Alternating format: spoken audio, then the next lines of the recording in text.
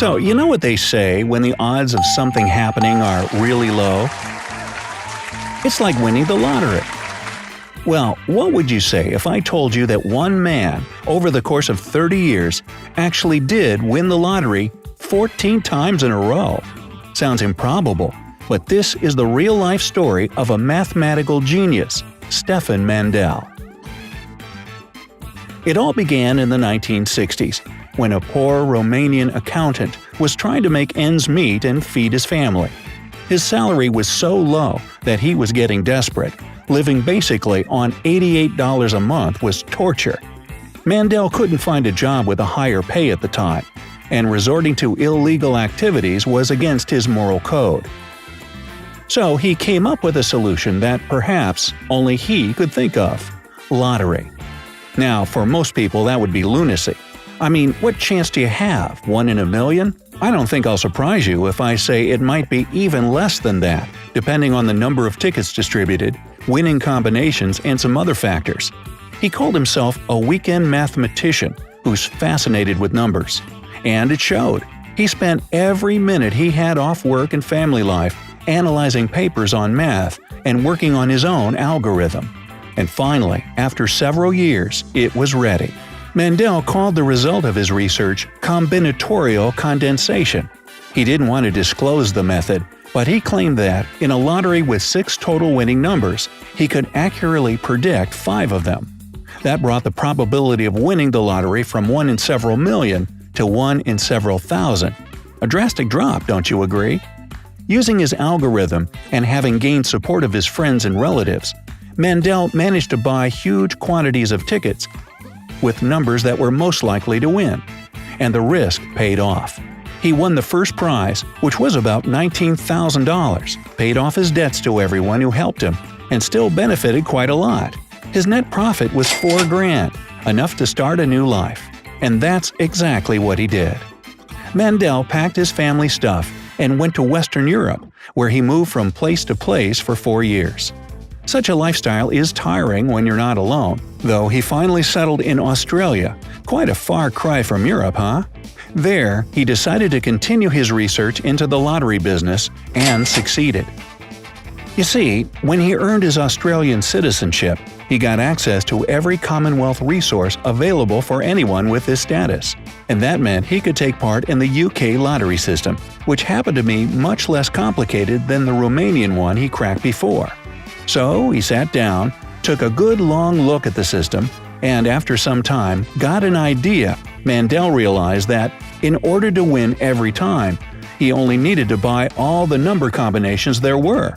Sounds crazy, I know, but even so, he made it work with a very deliberate solution. His plan included 6 steps. First, he would calculate the total number of combinations possible in any given lottery. For example, one where you had to pick 6 numbers from 1 to 40 would have 3,838,380 combinations. Yeah, count them yourself if you don't believe me. Second, he would find lotteries where the jackpot was at least 3 times as big as the number of combinations. This was a requirement because otherwise he would either win nothing at all or even lose money. You'll see why in a few moments. Third, he'd raise money to buy every single combination. This was the toughest part of all.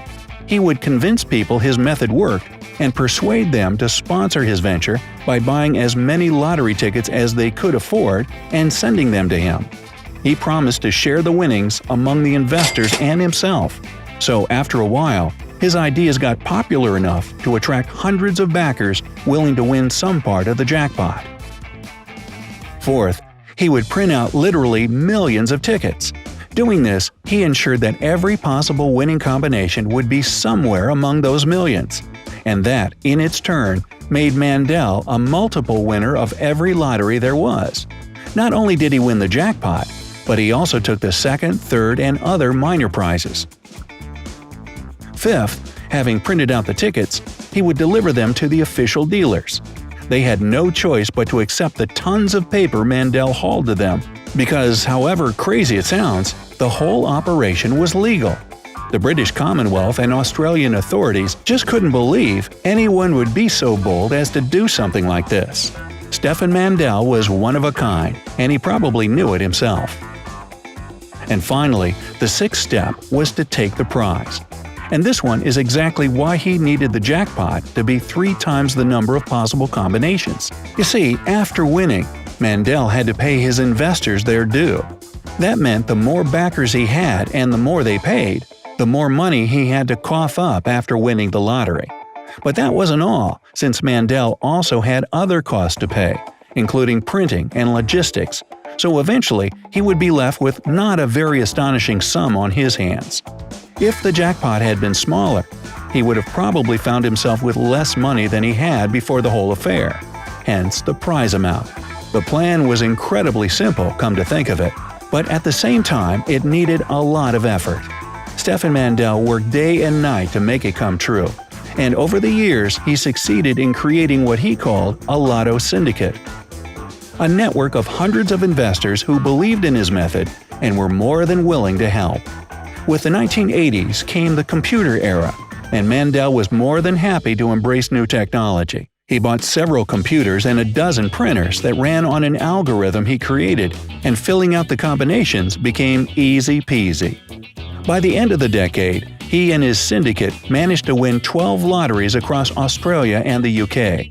But such a scheme couldn't have gone unnoticed. Although perfectly legal, it bothered the authorities that one person could perform such a trick. So the lottery laws were changed twice in Australia. First, they prohibited printing tickets at home.